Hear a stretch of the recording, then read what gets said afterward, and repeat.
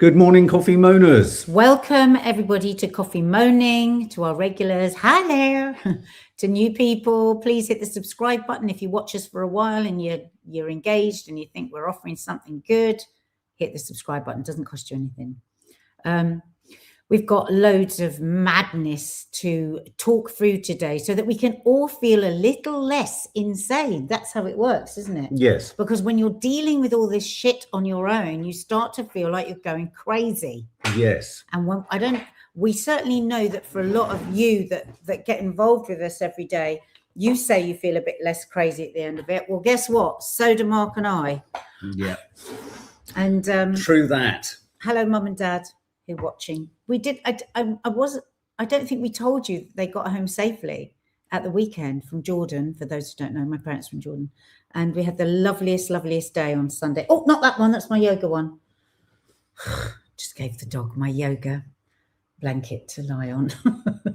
And she's got very puppy smell at the moment. Yeah. So we've got lots to talk about. Mark, why don't you take us through it? Yeah, well, it's a weird one today because if you were to just read the headlines and listen to Trump and watch the oil markets, the stock markets, you would be forgiven for thinking, oh, all is well with the world again. Donald Trump's using the oddest, most ambiguous language to suggest that the war is nearly over, it's nearly complete, not at all. We're going to go in harder, but we've got to leave. It's almost all done, but it isn't. We've finished them off, but we haven't. We've got to go in harder, but we're done. I mean, try and riddle me what that is. So has Trump actually, what he's revealing here, the fact that he's lost the war? Have Trump and Israel, has America and Israel, actually, are they on the back foot much more than any of the mainstream media or any of the media allowed to come out of Israel would ever allow us to think? And we're going to want to read out lots of your thoughts on this as well, because I know lots of people have got thoughts. Yeah, and I mean, and there are lots of unverified rumors, and one has to stress that they're unverified at this point because Israel is conducting such a successful censorship mission in Israel, preventing people from reporting on it, preventing any news getting out. 5 years in prison. We know they're very good at it because they tried to do something similar in Gaza, didn't they? Remember, it's the only democracy in the Middle East, but you're not allowed to actually speak about anything, talk about anything, hear anything. It's not a democracy. You post anything could face 5 years up to 5 years in prison. Yeah, it's as undemocratic as they would like you to think huge swathes of Iran are. It's an absolute fucking joke. So King Bridget says Trump can't say anything definitive unless he's got Netanyahu in his ear. Precisely. Nadia was asking, why is Netanyahu saying much? He's not saying much, and I think one of the reasons Netanyahu isn't saying much is because actually he's flying around all the time. I mean, there was one moment where he landed and he made a statement about day 3. And everyone said, what's that behind him? What's the background? Is he in Greece? Because it didn't look like any part of Israel anyone recognized. So we're going to talk about that. YouTube just says there's a channel that's live streaming Tel Aviv skyline on YouTube, AFP. I wonder if it's pointing in a particular direction. Because of course, I wonder if it's pointing at a green screen. Because of course, even when you have something live streamed, it doesn't live stream everything, does it? You're not seeing everything. So is there the possibility that Israel has been hit harder? Has Israel run out of munitions? Have America run out of munitions? There's a piece in the Washington Post this morning saying that in the first 3 days of the conflict, America burnt through $5.6 billion worth of munitions. That's not the cost of mobilizing the war. 5.6 billion in just munitions, ammunition. So we're going to talk about all of that. We're going to talk about the fact that as America, it feels like America and Israel, or America, not Israel, are looking for an off-ramp. I don't think they're going to find Iran particularly receptive, because they've learned the hard way that if you can't go for an off-ramp, usually when America or Israel wants an off-ramp, it's so that they can recalibrate, retreat, regain all of their strength, order more military arsenal, and attack again. So Iran isn't going to fall for that. So we're going to talk about all that sort of stuff. And of course, we've got the quote from Donald Trump talking about the appalling strike on the girls' school. We've got lots to show you. Lots to show you. So what should we start with? So what's tickling your fancy at the moment? What's making you irate as you wander around doing stuff? Everything. Like what? Everything. Which Just the complete and utter racism. I think that's what gets me the most. It's the racism. You know, Netanyahu has opened so many fronts. We don't know which war's which. Right. You know, and the bodies that are piling up, whether it's Lebanon, Iran, Gaza. Don't forget, Gaza is a horror story still. And the terrorist acts from the settlers in the West Bank are escalating all the time. There is nowhere to run, nowhere to hide. As the missiles come from Iran, there's nowhere to hide. And if there's time when there isn't missiles, the settlers come in and completely terrorize them. They're allowed to do anything. I was reading in Haaretz yesterday, not only do the police and army not get involved, if a Palestinian were to call them in Gaza, not help them, they actually get involved.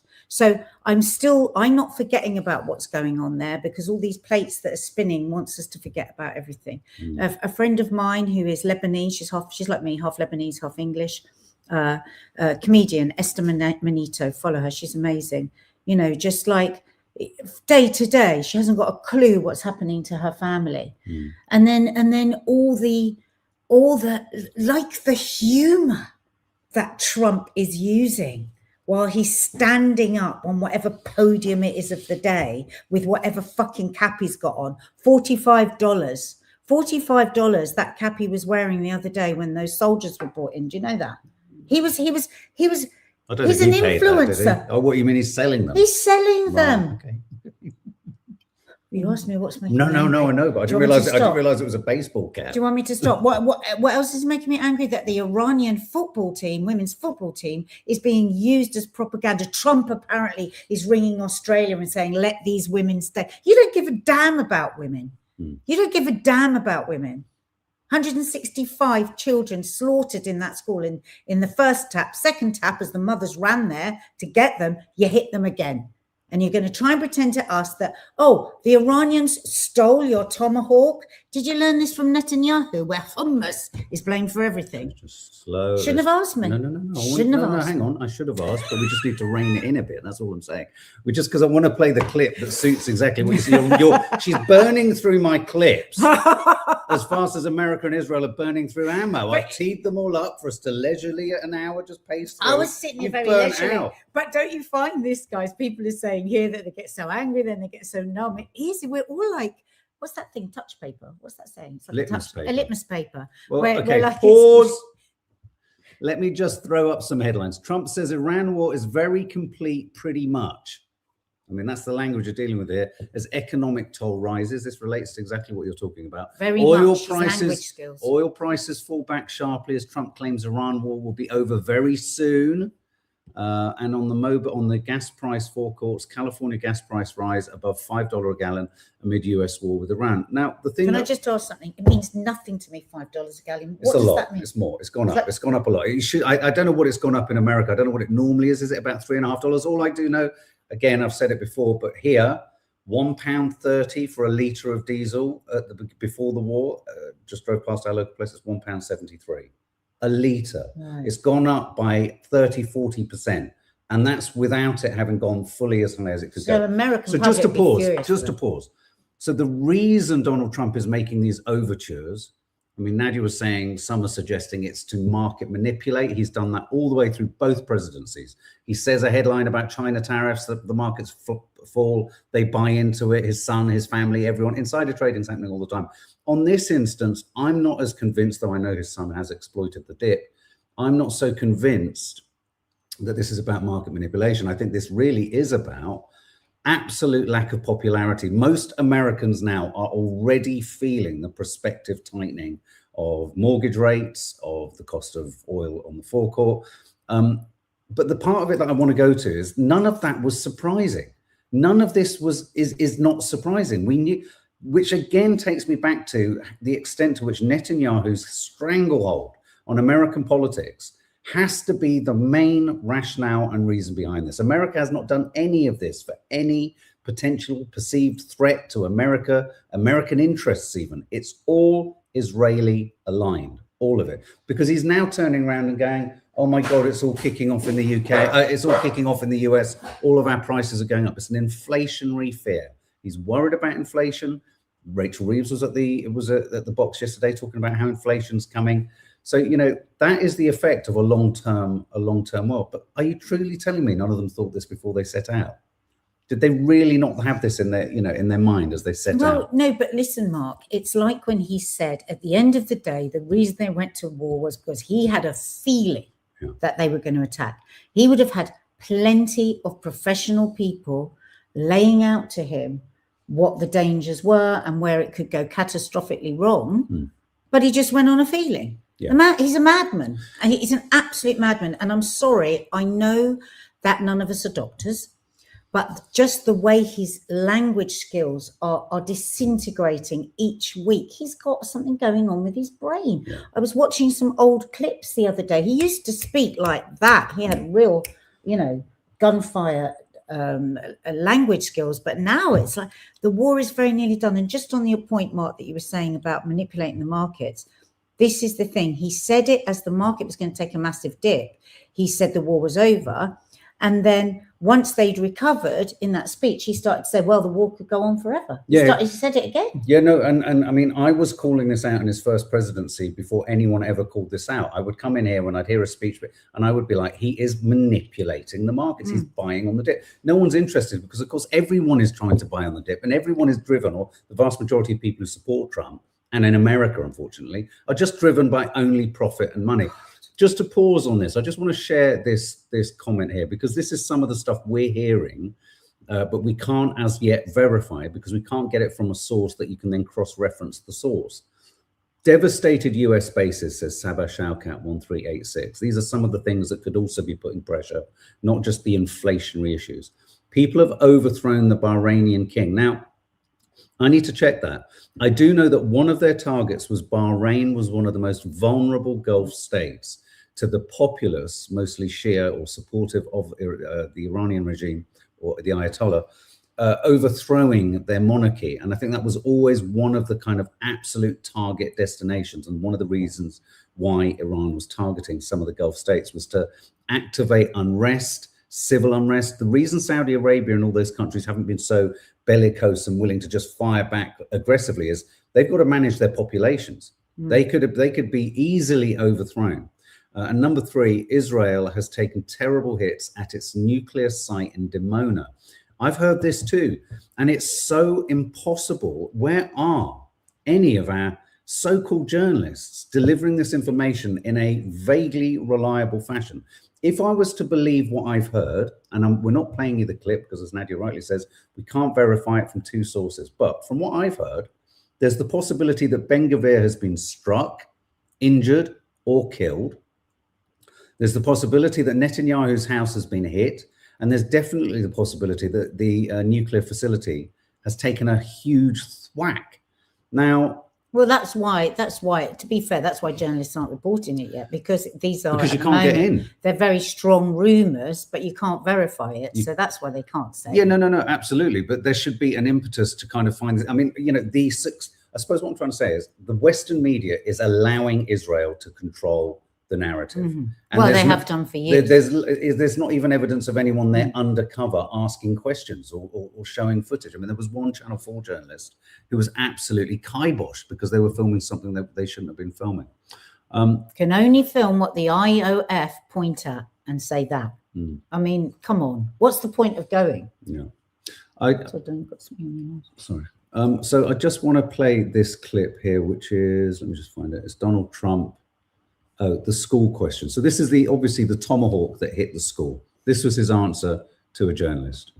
President, you just suggested that Iran somehow got its hands on a tomahawk and bombed its own elementary school on the first day of the war. But you're the only person in your government saying this. Even your defense secretary wouldn't say that when he was asked, standing over your shoulder on your plane on Saturday.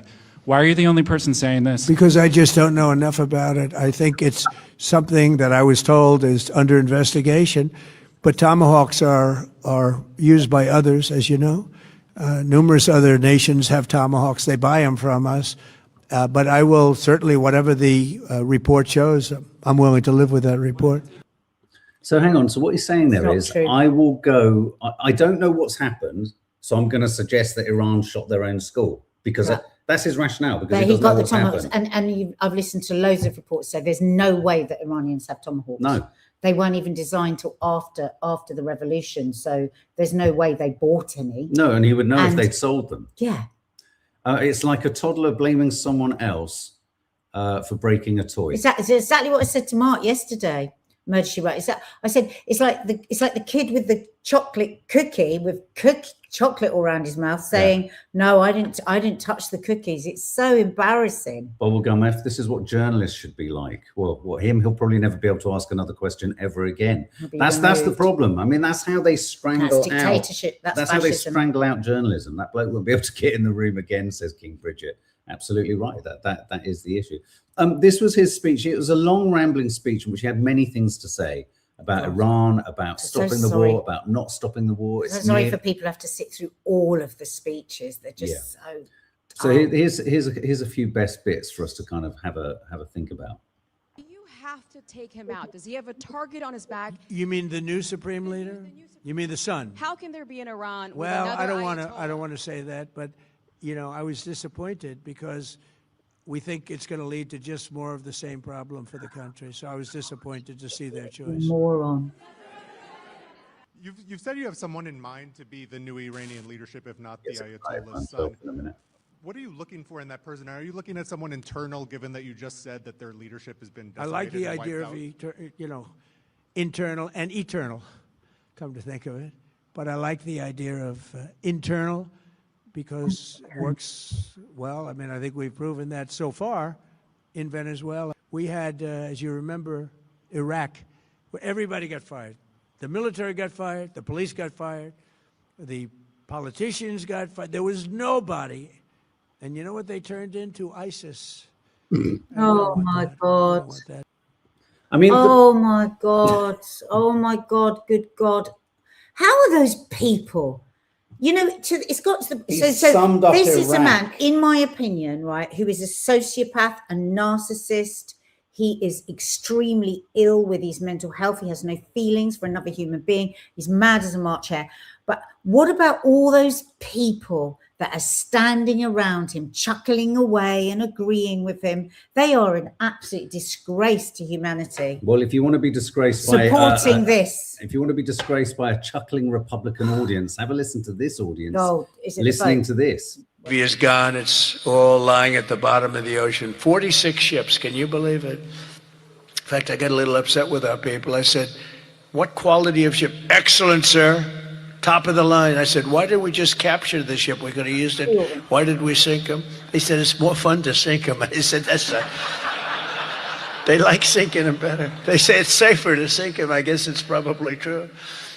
But So any normal human being would assume that he was going to be asking, could we not capture them and capture the soldiers, right?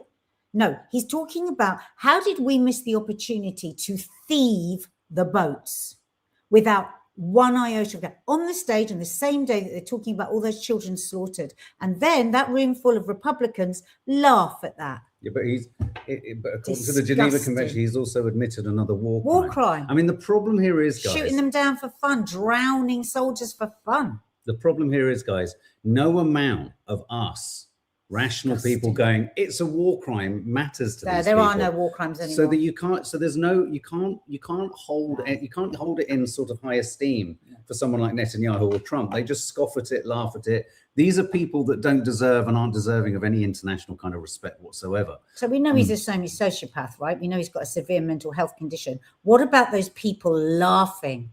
What are they? What are they? Yeah. Shame on you, America, for putting this man I just in want to twice. find this quote saying basically, I think it might have been Arsenal Trill, something along the lines of they're losing and so he's going full unhinged. This is the point I want to make. The mainstream media is in this country and in America is in no way telling us the truth here, and we are being held in abeyance, and it's almost impossible for us to verify anything. But my suspicion, and it's a suspicion, and many other people, such as the Young Turks, other people are kind of coming to this sort of supposition as well, They were great last night. is that America and Israel have way, way, way underestimated Iran's resistance. They are running out of weaponry. They're running out of munitions. They're desperate for an off-ramp. There's the markets, yes, but if I'm brutally honest, not even I think that the price of oil has gone to the levels I was expecting it to go to, nor has it in any way reached where it could get to. So there is obviously nervousness around the markets, but they will have surely, for certain, the American army and Trump's regime would have factored that inflationary response to the war into their metrics. But what they've done is they've burnt through their arsenal. They have, yes, dropped a hell of a lot of stuff on Iran. They haven't completed it in any way, shape, or form. Iran has been waiting for 20 years, 40 years for this moment to happen. They're much more prepared. They're more sophisticated. They're embedded in the region. They know how to attack and they know how to defend. And we are literally now on the receiving end of a propaganda push by the mainstream media, totally equivalent to the total propaganda pushes that you would get in World War II or World War I, where no court was given to losses. No suggestion was even taught, a battle lost. No, that doesn't happen. We don't talk about losses. We don't talk about defeat. We don't talk about the fact that we're actually on the ropes. They're not necessarily on the ropes, but what they are looking for, because they've done it before, like the bully boy in the playground, they're looking to put a pause on it. They just want to now go, can we just pause this for a moment? Which they've done to we them just twice. need to go back across the world, fix our toilets on our aircraft carrier, build a few more missiles and start bombing you again. And that's what the Iranian government official was saying yesterday in an interview. He said, of course we can't accept a ceasefire. Look what's happened both times. Well, look, this is a great quote. It's not spoken, it's written. We are definitely, says Mohammad Bagher Ghalibaf, who's one of Iranian's major parliamentary speakers. We are definitely not looking for a ceasefire. We believe that the aggressor should be punched in the mouth. Should be punched in the mouth so that it learns a lesson and will never think of attacking our beloved Iran again. Well, just pause there a second, okay? So that's very strong language. So before the world starts saying, God, how disgusting. Remember Hegseth, we ain't playing fair. We can do anything. There are no rules to this war. It can go on forever. We can slaughter anyone, So, well, you can't have it. You can't cut and paste the right to self-defense for this country, but not that country. This country. This is a country that on 2 occasions has had their top leadership and military brass decimated by those people they're negotiating with.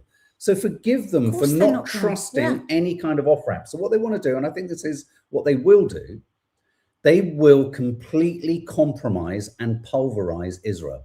They are going to absolutely make sure that it will take decades for Israel to recover from this.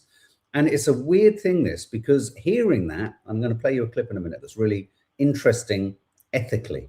It's an ethical question. Is there a point at which when the bad boy in the neighborhood, the bully in the playground, when they get whacked hard, does one feel happy about that? How does one feel? How do you feel knowing that potentially Israel is being given a bloody nose, using a sort of more benign kind of playground analogy, by Iran? Does that, because they have been the bad players in this. They've just been looked after and protected by America. Well, the thing is, you never want innocent people hurt. Like even the American soldiers that are being thrown to the wolves, if you like, being told it's a biblical war. They're American soldiers. I hate the American regime and what they do across the world, but I still have feelings for those innocent people because everyone's in the hands of sociopaths, right? Netanyahu is a sociopath. He cares nothing for his people. He has opened all these new war fronts. He thinks that he can just do whatever he wants and there will never be any consequences back to Israel. We know that. If one Israeli is shot, the world talks and talks and talks about it, compared to thousands upon thousands upon thousands that can be slaughtered. So eventually, surely, if you keep on aggressing like all your neighbors, eventually something bad is going to happen. How come nobody thought this?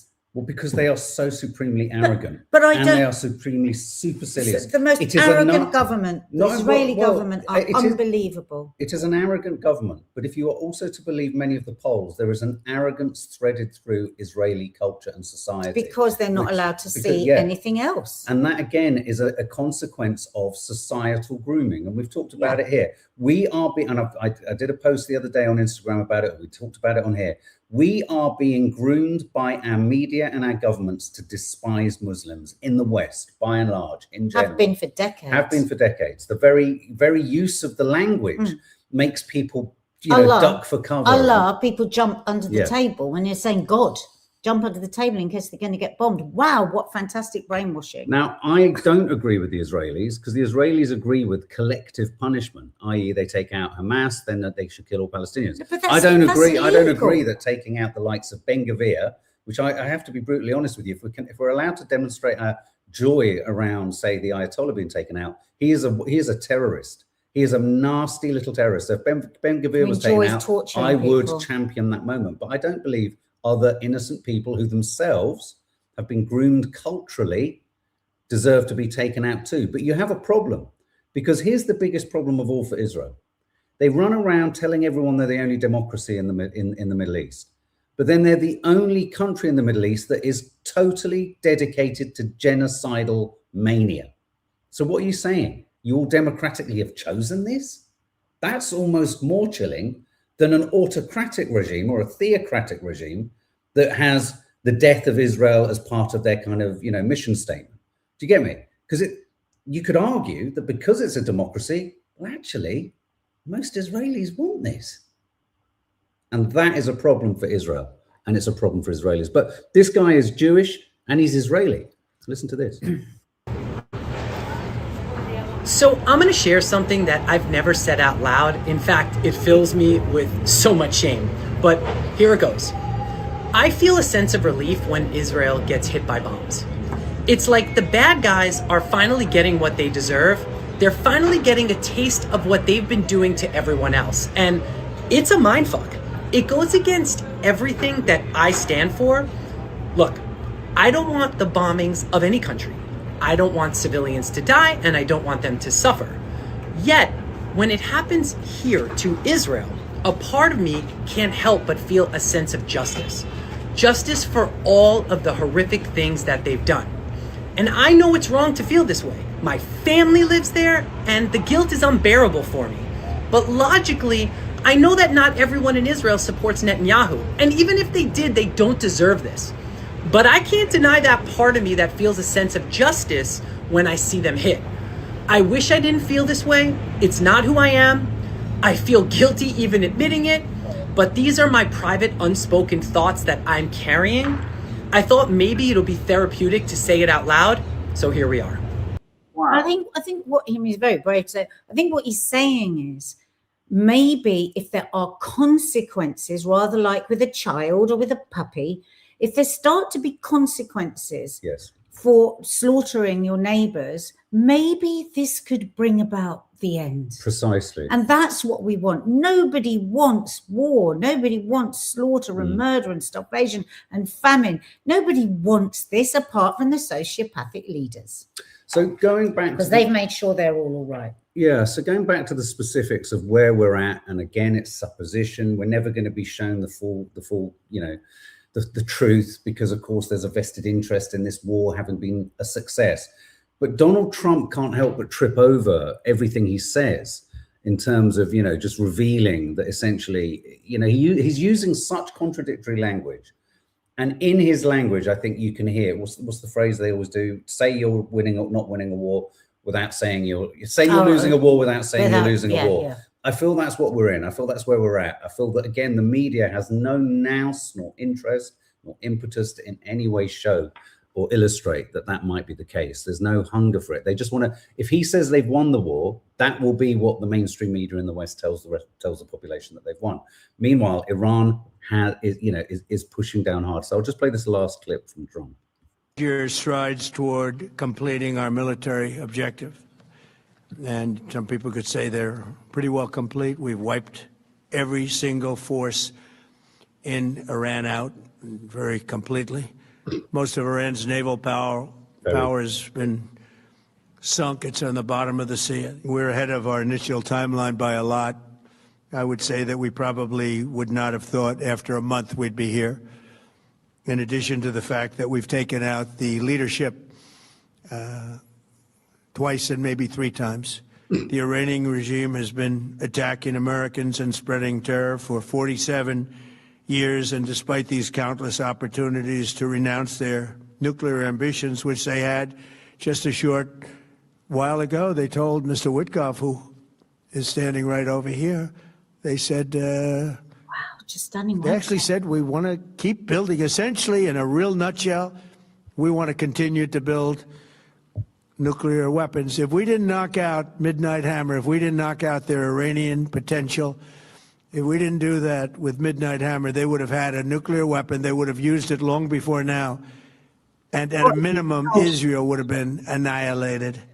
Thank you, Mr. President. On Iran, you called it an excursion. You said it would be over soon. Are you thinking this week it will be over? No, Are you talking but soon. about days? I think soon. Okay, and with respect Very to soon. Look, everything they have is gone, including their leadership. They've got another leader. They've got the son of the leader. You have replaced their leader with another Who's more extreme. die-hard leader who has now lost his father, his mother, his brother, his relatives, his wife. So you have a much more entrenched leadership. You have a galvanized population. Exactly. You can't bomb your way to peace. What happens is people pull together. I think Netanyahu's got on the blower and said to him, Donald, we've got to have a breather. We need a breather. I need to sell it, because the only reason this is happening is Netanyahu's got elections coming up this year, and he thought war would win it for him, and now they're stuck in a quagmire.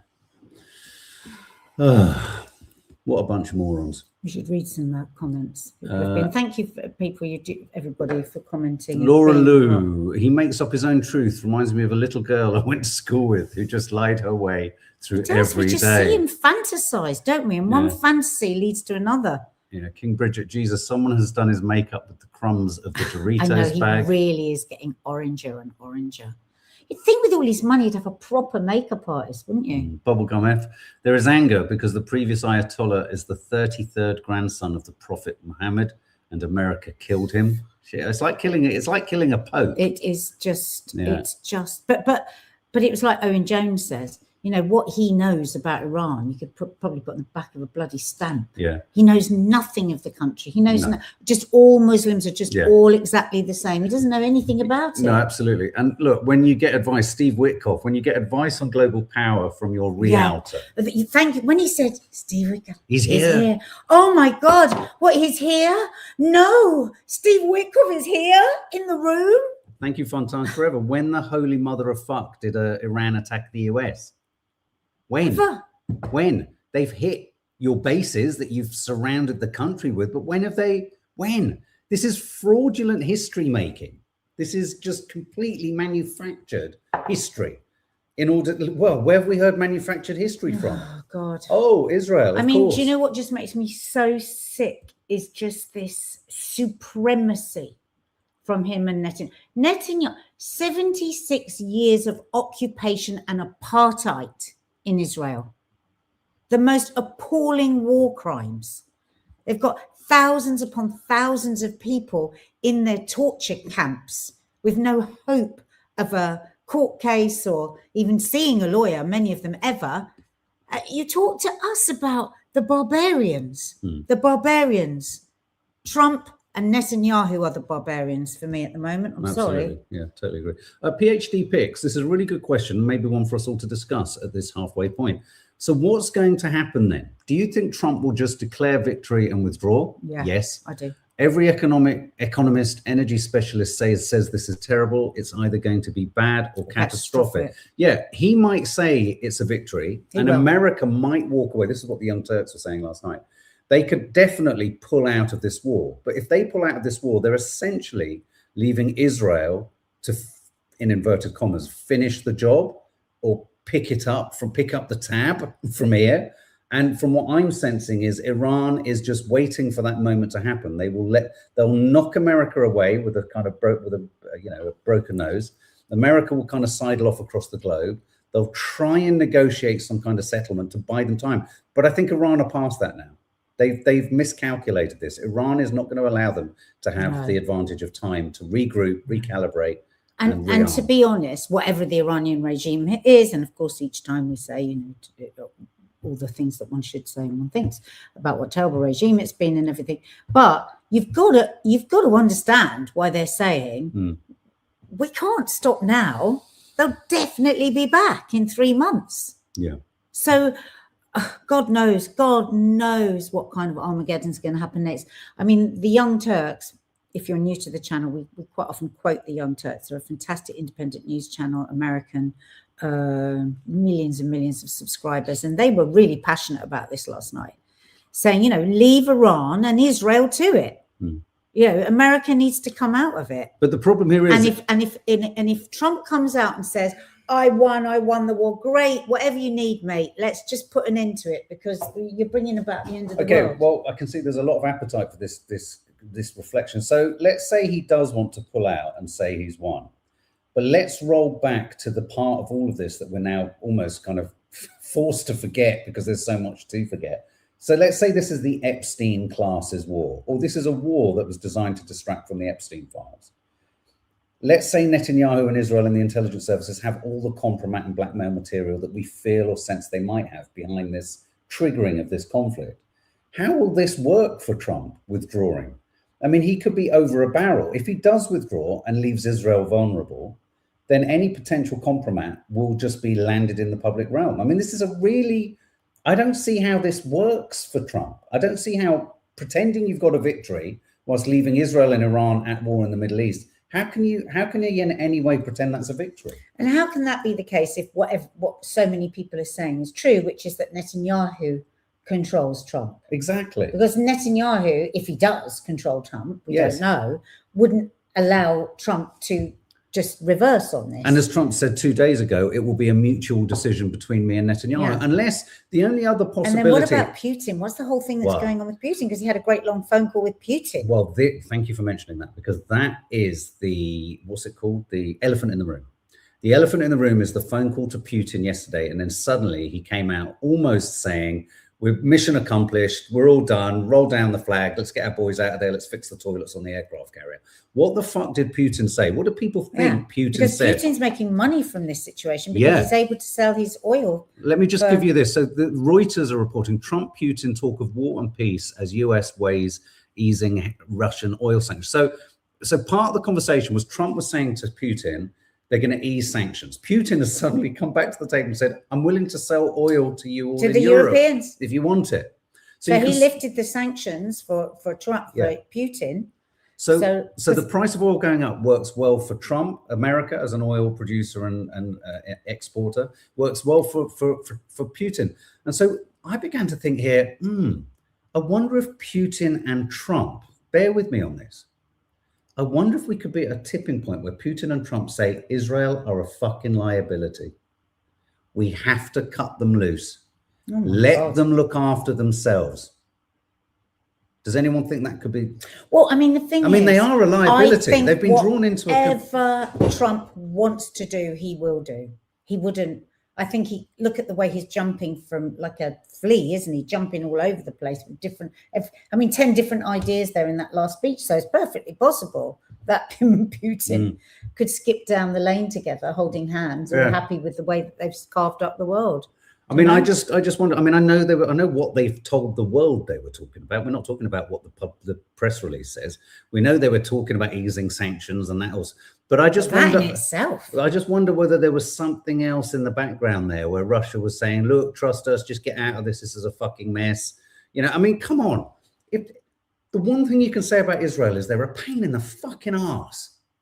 They really are. Causing trouble everywhere. Talk about not reading the global room and just alienating everyone. It's just absolutely no. You're right. There's huge connections actually between Russia and Israel. What kind of connections? Well, apparently there's 1.5 million Russians who live in. Oh, sorry, I think you meant oil connections. No, in Israel. No. This is John Mearsheimer. Is that his name? He's very good on this. Before, I think that we're an incredibly ruthless country. The amount of murder and mayhem that we've created around the world is just unbelievable.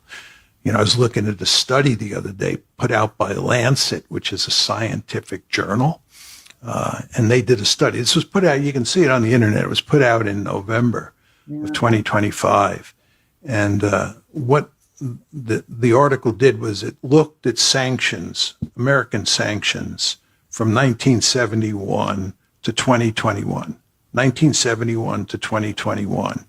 And it asked what were the consequences of those sanctions. And we murdered 38 million people. 38 million people.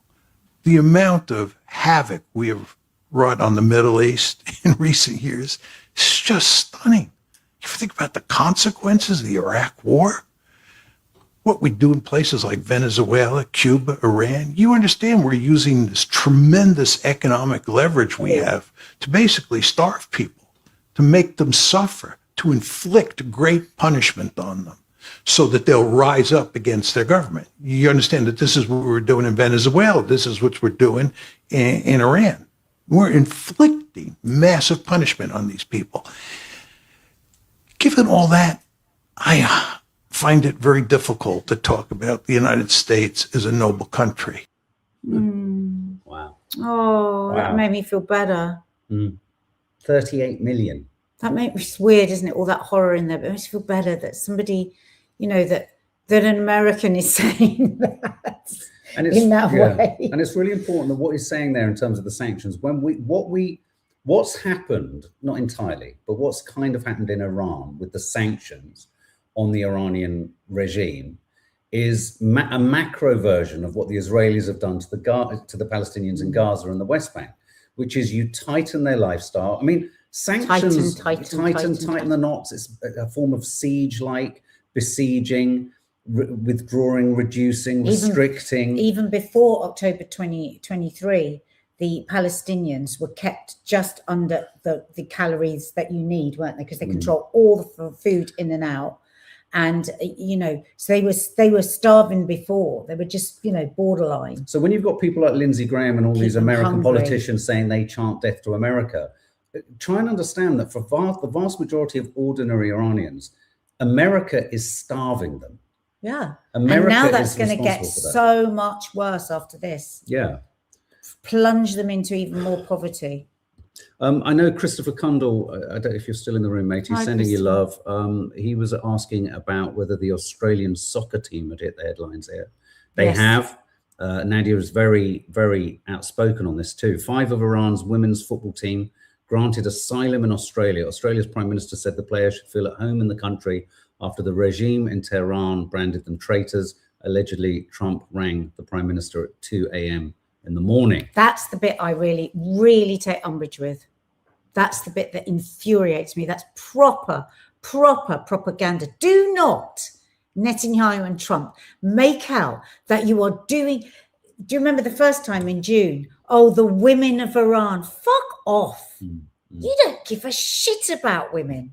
So to be clear, you're not commenting on the rights or wrongs of their desire to escape. No, I'm talking about Trump using it in that way, you know, like that the West football. so conveniently does every time. But what about the women of Iran? Fuck you. Anyone that says that to me, you do not give a shit about the women of Iran. You know, and the Iranian diaspora who are dancing in the streets while and talking about women's rights and dancing in the streets while women are being slaughtered. And the thing is, it's like with Gaza, the deaths will go on and on and on because the sanctions will get tighter and tighter. You know, people will be, just think of all the cancer that is going to happen now because of the fuel rain literally made of fuel, burning fuel. Don't any one of you say you care about the women of Iran. Yeah, thanks, Chris. Chris, he uses it when it suits. Doesn't Jen, it? Makes you sick to your I also stomach. think it's a PR stunt because we've deployed an E-7 wedge tail to the Gulf and advanced medium-range air-to-air missiles to the UAE. Blimey. Crikey. That sounds very clever. Yeah, I'm not Nicola sure what Murphy. that means. I like this statement here. Trump's damned if he does and damned if he's really caught. He's caught in a really tricky point, I think. If he leaves the war, it's back to the Epstein files at home and Bibi releases the blackmail material, or he stays in a war that no one wants in the US and they run the risk of losing. I mean, we've got some really quite contradictory things, though, spinning out of control. I mean, and I can't work out whether what America, Trump, and Hegseth are trying to do here is flood the zone with confusion. They've done it before. It's a strategy. Because on the one hand, you've got all of the kind of, we've talked about it yesterday and the day before, you've got planes flying into the region that allegedly could operate nuclear codes, etc. You've got the suggestion of ground troops being mobilized and potentially and the dropped in. draft. They were talking about the draft yesterday. Yeah, exactly. The draft yesterday. There was talk of Delta forces having been kidnapped. Again, this is unverified at this point. But what you have to understand is, I think we are totally unaware in this country of how much the media is being controlled in terms of what's actually happening out there. We like to think that's that with social media, and the only reason we got to see what we could see from Gaza and the West Bank is the extraordinary bravery of those journalists and civilians on the ground, hanging off stairwells, who then got blown up themselves. Remember that bravery. And interestingly, when you have a complicit population like Israel does, there isn't that equivalent bravery. No one is like, oh, I don't want to, I won't do it. They don't want to get arrested, etc. And there's no bravery again in the journalism that's reporting this. So I think he's in a really tight fix. But at the same time, they are, on the one hand, saying it's nearly done, not done, quite done, completely, very almost. And at the same time, it feels like they're mobilizing everything required for a nuclear strike. So maybe we're giving them too much sophistication here, but you do wonder whether that could be a strategy or not.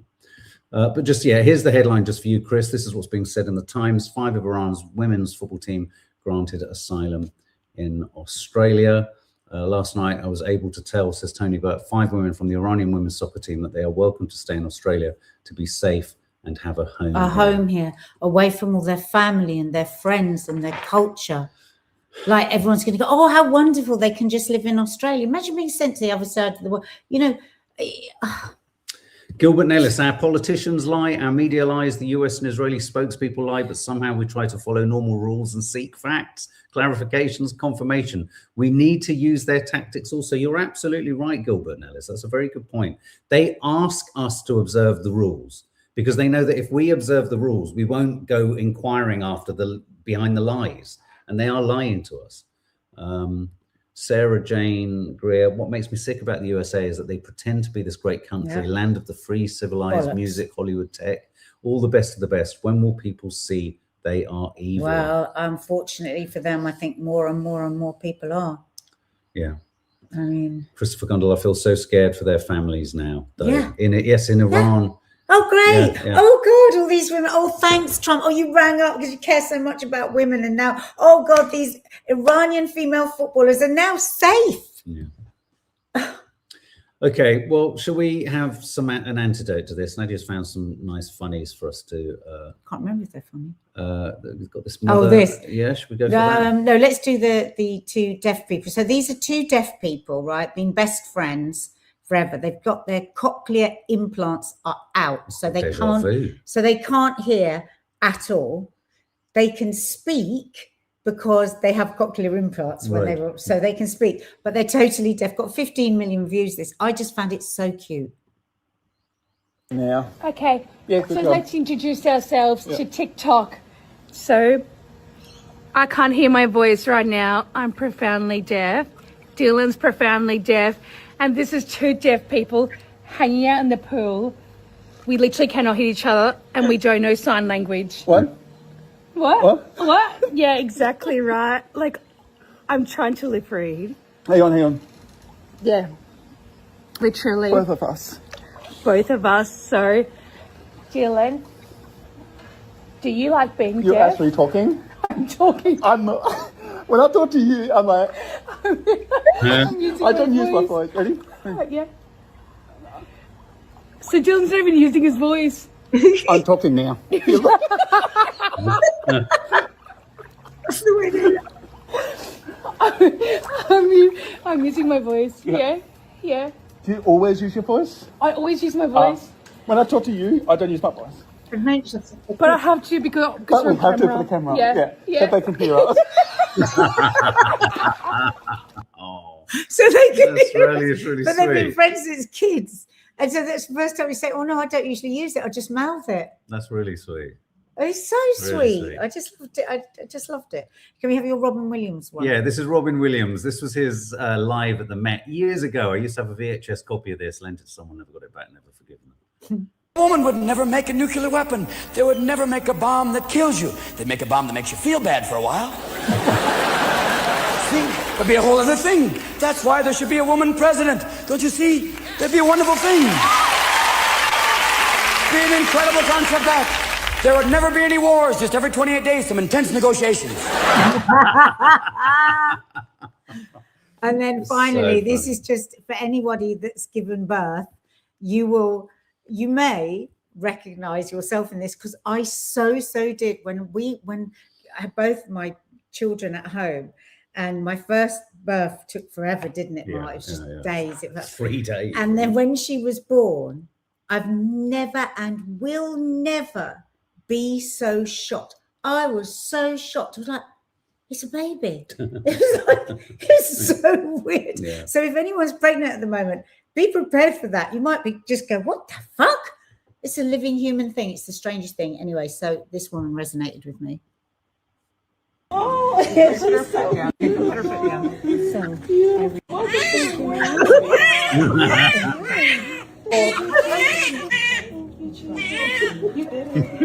I'm so proud of That was fascinating. Yeah, that's so maybe cute. that won't resonate with anyone, but I so knew that feeling. It was like she was on the floor and I was just going. She looked so odd, wasn't she? She was so odd looking. But there is that. It's like when you have, you get it as a dad when you first hold a child, and you're like, well, when you first, fucking when hell. you see it flop out, what's it like? Absolutely. It's beyond. It's surreal. It's kind of vaguely disturbing. So it's not. disturbing. I know everyone talks about how you should have this eureka moment of the amazingness of life. I found it not horrific as in the body or anything like that. I just find it's challenging. I found it alien. I thought, why is there an alien on the floor? Yeah, that's what it was like. It's like an alien. Well, yes, it's so animated. You're like, oh my god, it has agency. It's so weird. Oh, I love that clip. That's very good. So, guys, we are. Sunday show tonight at 7 o'clock. So, in a members area, we will be doing the Sunday show. And there is totally free of politics. We just hang out. I always feel like it's important to say this. We just hang out. We cook. Mark covers topics that are not newsy. Politics, not newsy. And that's 7 o'clock live. So if you want to join the members area, there's a join button under here. And it's $1.99 a month. But do not do it through the app. Yeah, try and get onto a laptop. Am I doing wrong? And go through a search engine. Yeah, very good. Go through a search engine, because otherwise they Apple bung on an extra £1 a month.